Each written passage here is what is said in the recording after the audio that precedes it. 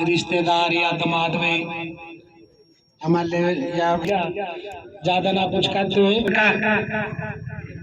और लाठर साहब के विचार सुनने के लिए आया श्री भूपेंद्र सिंह लाठर सुनील जी वो आएंगे और अपने विचार रखेंगे। श्री सुनील जी मेंबर। आदर और सम्मान के योग्य सभी ग्रामवासी, बुजुर्ग, सम्मानित सभी नौजवान और हमारे मुख्य अतिथि भूपेंद्र सिंह लाठर जी का धन्यवाद करते हैं यहाँ पहुँचने के लिए।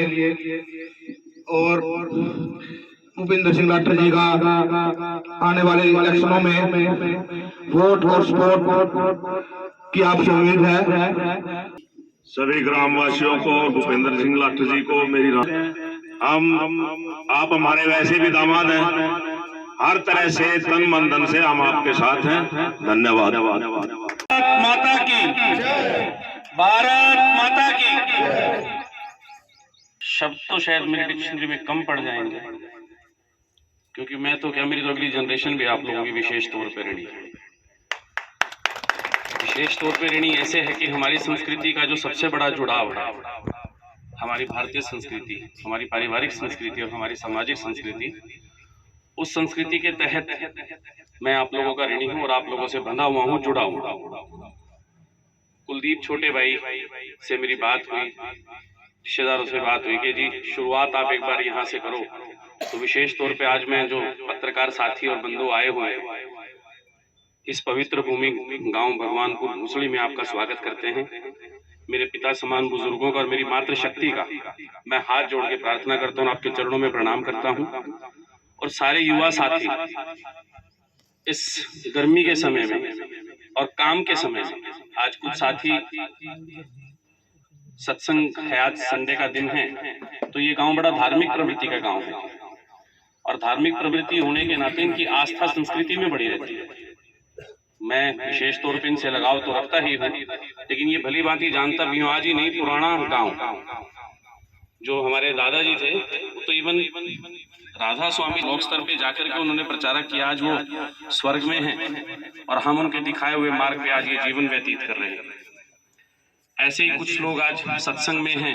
मुझे कुलदीप भाई निर्माण हो रहा है सरसावा में, वहां पे भी गांव से वहां जा रहे हैं, परंतु उसके बावजूद भी लगभग हर परिवार से कोई ना कोई सदस्य यहाँ उपस्थित हुए हैं। आप सभी का मैं इस मंच के माध्यम से धन्यवाद करता हूँ, आभार व्यक्त करता हूँ। और साथ साथ आज की जो मेरी प्रार्थना है, मैं वो प्रार्थना लगाने के लिए आप लोगों के समक्ष आया हूँ। आदरणीय राहुल गांधी जी पिछले दिनों भारत जोड़ो यात्रा के दौरान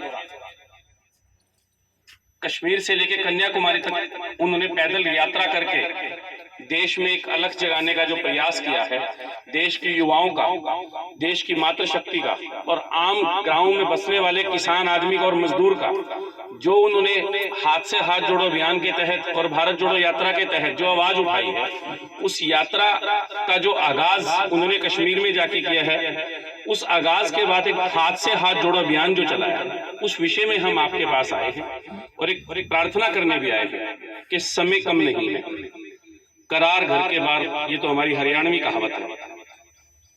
अगर हम लोकसभा के चुनाव की बात करें तो मुश्किल से 12 महीने का समय बचा है, और अगर हम विधानसभा की बात करें तो 18 महीने का समय बचा है।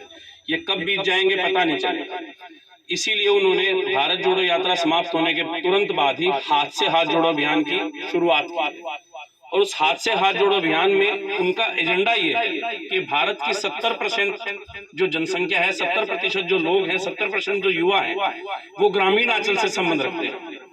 और आज अमूमन हमारे देश में, प्रदेश में, ब्लॉक स्तर पे किसी भी किस्म की कोई भी बात अगर होती है तो वो कांग्रेस पार्टी अपने बैनर के नीचे आपकी आवाज उठाती है। लेकिन आज देश के हालात ऐसे हैं, हमें लगता है कि हो रहा होगा, उनका हो रहा होगा, हमें क्या फर्क पड़ता है। साथियों, ऐसा नहीं। विशेष तौर पे कल हमारा कांग्रेस पार्टी का एक प्रदर्शन LIC दफ्तर के बाहर था, हम लोग सब उसमें सम्मिलित हुए।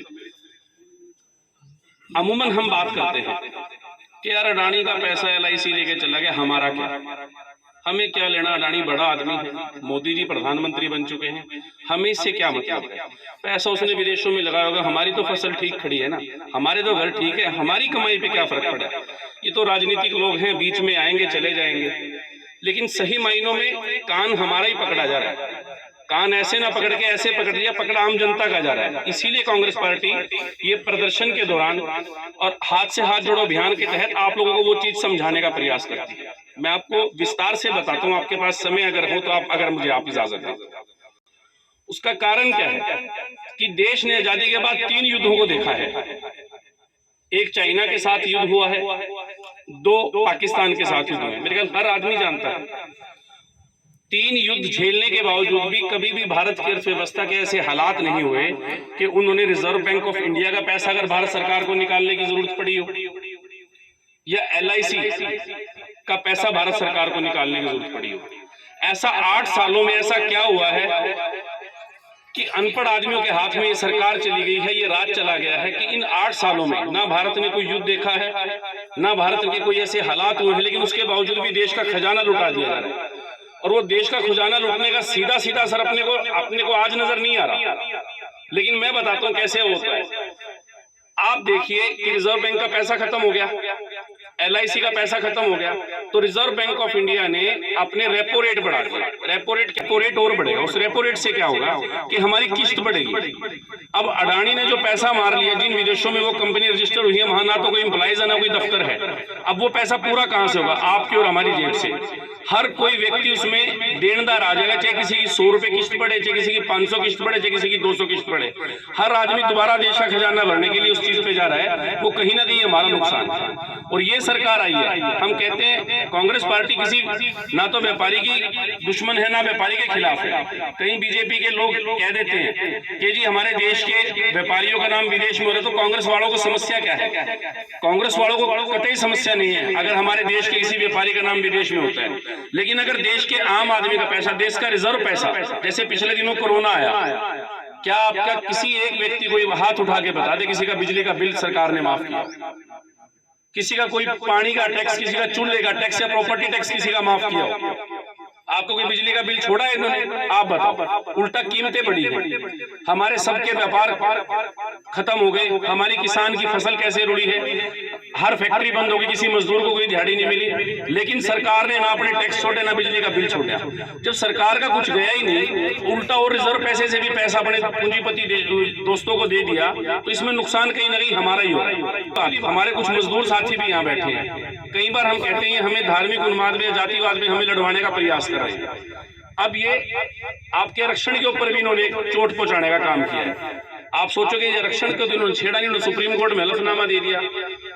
बाबा साहब भीमराव अंबेडकर जी ने संविधान में लिख के गए थे कि हर गरीब को समानता का अधिकार मिले, हर मजदूर को समानता का अधिकार मिले, हर किसान के बेटे को हर सरकारी नौकरी में अधिकार मिले। परंतु आप देखिए इन्होंने सरकारी महकमे खत्म कर दिए। आप देखिए सपोज मैं रेस्टोरेंट चलाता हूँ, अंकल जी खड़े हैं, इन्होंने कोई, मैं कहता हूँ कोई फैक्ट्री लगा ली, ये कपड़ा बनाएंगे, कपड़े की फैक्ट्री लगा ली कपड़ा बनाने की, किसी ने शेलर लगा लिया, किसी ने कोई जूता बनाने की फैक्ट्री लगा ली, किसी ने कोई ऐसी फैक्ट्री लगा ली इसके अंदर के 50 से 100 आदमी कर्मचारी काम करते हैं।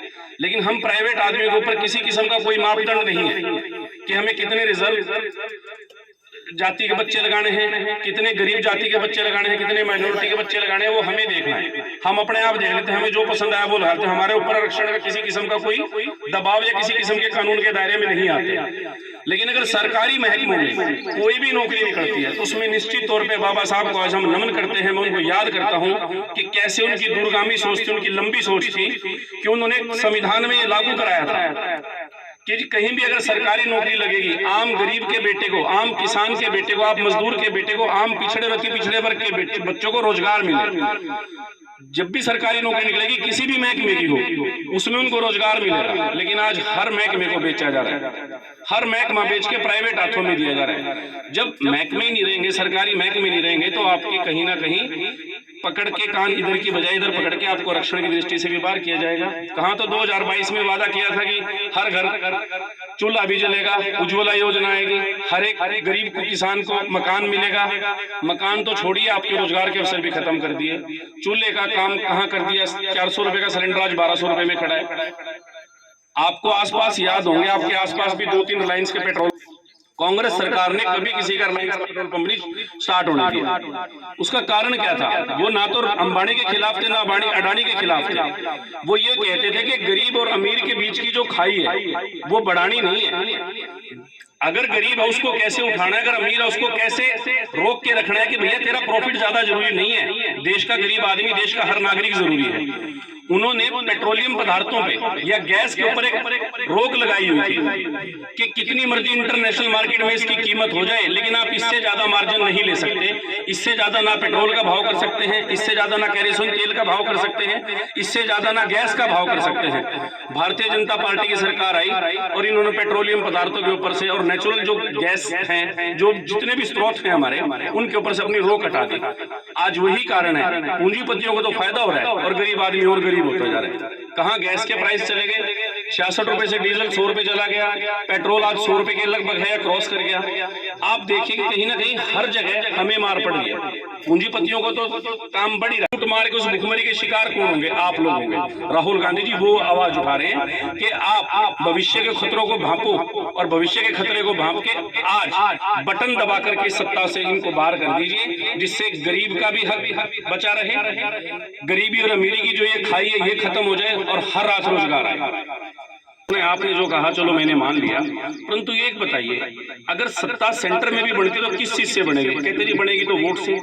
जब आपने मूड ये बना लिया है कि स्टेट में हम भारतीय जनता पार्टी को वोट नहीं देंगे, ऐसे सेंटर में भी मूड बना लो। आपके बटन में इतनी ताकत है, आप मोदी छुट्टो किसी भी रियासत को बदल सकते हो, किसी भी शासन, किसी भी ताकत, किसी भी तानाशाही व्यक्ति को बदल सकते हो।